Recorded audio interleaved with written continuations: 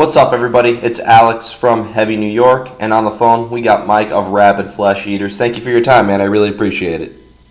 Cool.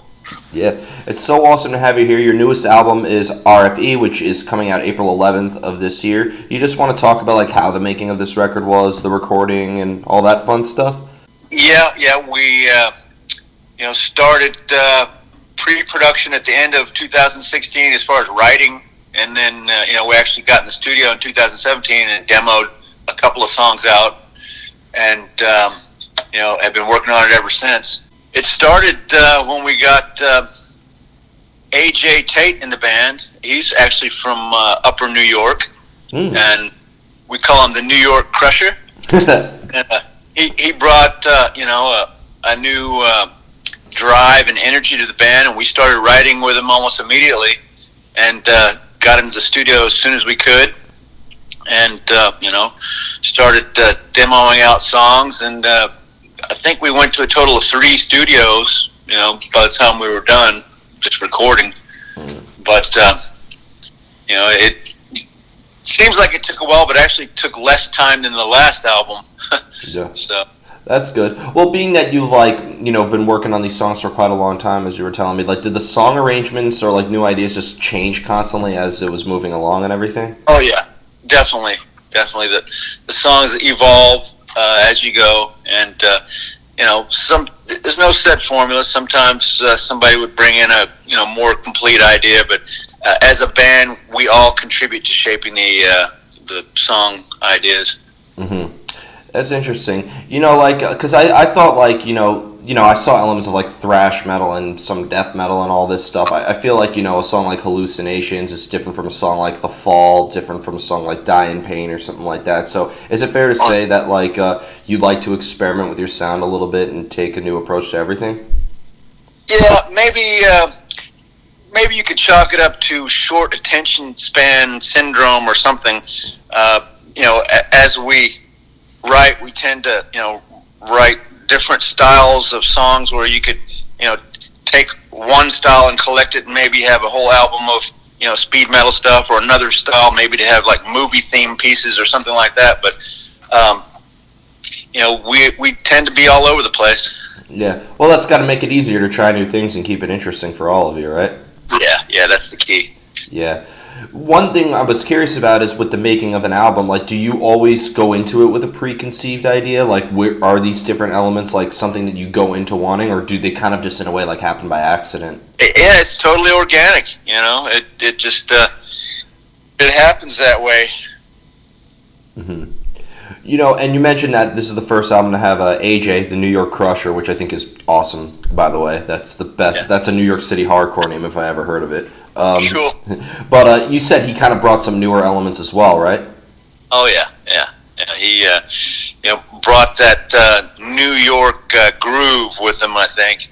And, he was definitely more of a death metal drummer as opposed to just a straightforward thrash or speed metal drummer, and so we fused a lot of musical concepts with it.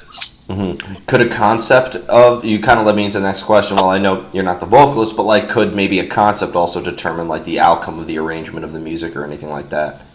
Possibly, yeah. I mean, we would change things based on what we needed as far as the vocals go. Some things we wrote for the vocals. Some of the vocals were written to the music. No set, no fixed set formula.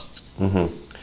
Being a guitar player, do you have a background in music theory or something like that, and you know what scale you're working off of, or you're completely self-taught as a guitarist? I studied under the wing of Mike Scosha from Rigor Mortis for years and years. I actually went to school with him, and I also, tried to learn from as many people as possible. I'm into all forms of music, classical, jazz, country, and Western. But as far as with the band, we're just, total, all-out extreme metal. Yeah, definitely. I mean, I'm looking at your photo shoots, and you got one guy in a cattle decapitation shirt, and then it seems you guys take inspiration from multiple sources. One thing I want to know is, because you have a song like The Fall that's 8 minutes long, but then you have a song like Arfie that's 4.5 minutes, and then you have a song like Die in Pain that's 3.5 minutes. How do you know when a song is done? Well, I guess when we, feel like we resolve the whole thing to the ending, and yeah, we do have some long ones, and I guess some people may feel that they're too long, but that's just the way it's all natural, and it's the way it evolved. So.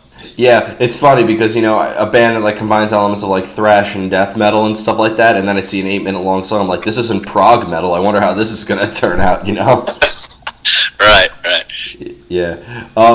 When it comes to playing music live, is there anything is there any similarity to playing live as there is songwriting, or is it like almost a completely separate art altogether?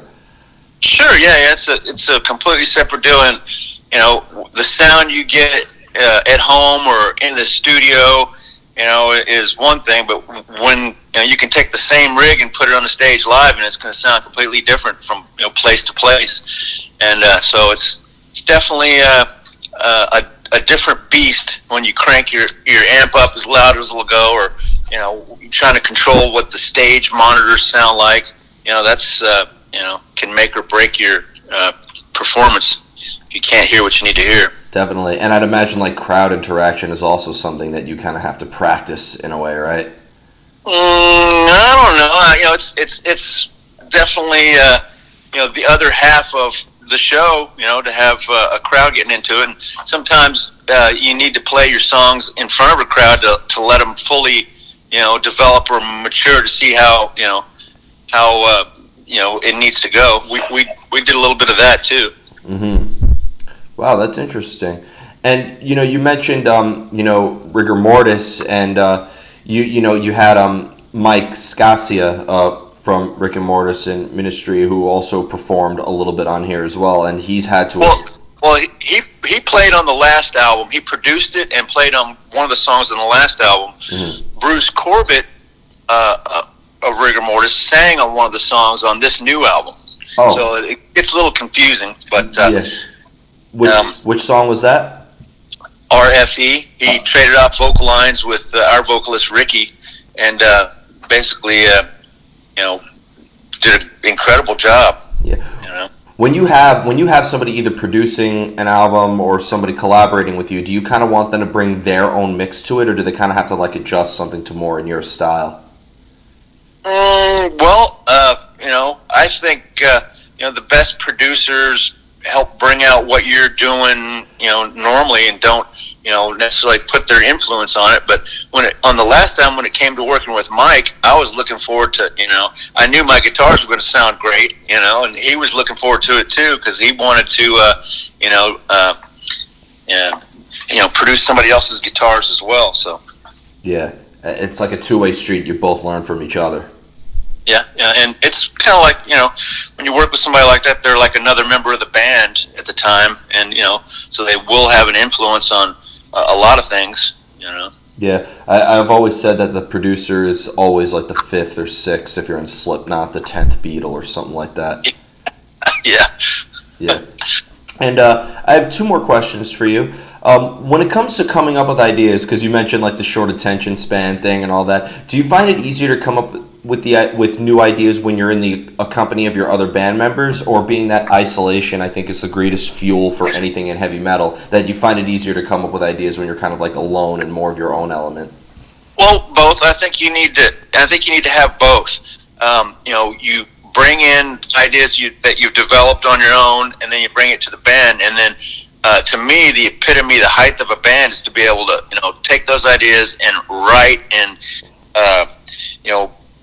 do what you do as a band on the fly as you're doing it. When a band is tight, they can, write at will, and as a band, and that's, if everybody's, tuned in. Mm-hmm. Mm-hmm. And the final question I wanted to ask you is, you guys are currently based in Arlington, Texas?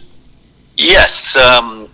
Basically, we're about a block away from the cemetery where Dime and Vinny are. Oh, really? Yeah. Wow, that's incredible. And you kind of led me into that because every band I've interviewed from Texas has always said the greatest things about it. Interviewing Power Trip, interviewing Shattered Sun, so many great bands. So like, is there a current, especially within Arlington, is there like a metal scene that you guys are always affiliated with, or being that Texas is such a big state, it really just kind of depends where you are? Well, it does depend on where you are, but Texas, we kind of feel like it's its own entity as well, and the North Texas scene, I guess we feel like that's basically where bands like Pantera and Rigor Mortis came from, and we were all big fans and totally behind them and totally supportive of anything and everything that they did. Especially since we knew them since we went to school. So yeah, I heard El Paso also has a pretty damn good scene there too. Hell yeah, yeah, El Paso. Yeah, somebody once said to me that they call Texas the Sandy Sweden because of how many bands are out there. So wow. Yeah, so you never heard that before? That's awesome. I can get some mileage out of that. Yeah, go right ahead. Feel free to take that. I didn't make that up.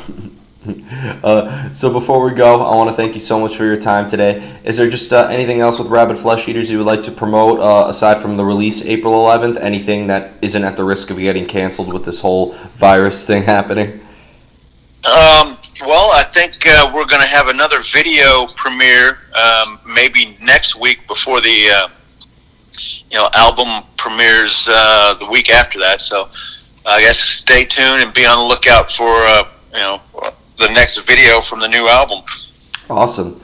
Well, Mike, thank you so much, everybody. Mike of Rabid Flesh Eaters, RFE, out April 11th. Pick it up then when its supplies last forever. We'll see you next time on Heavy New York.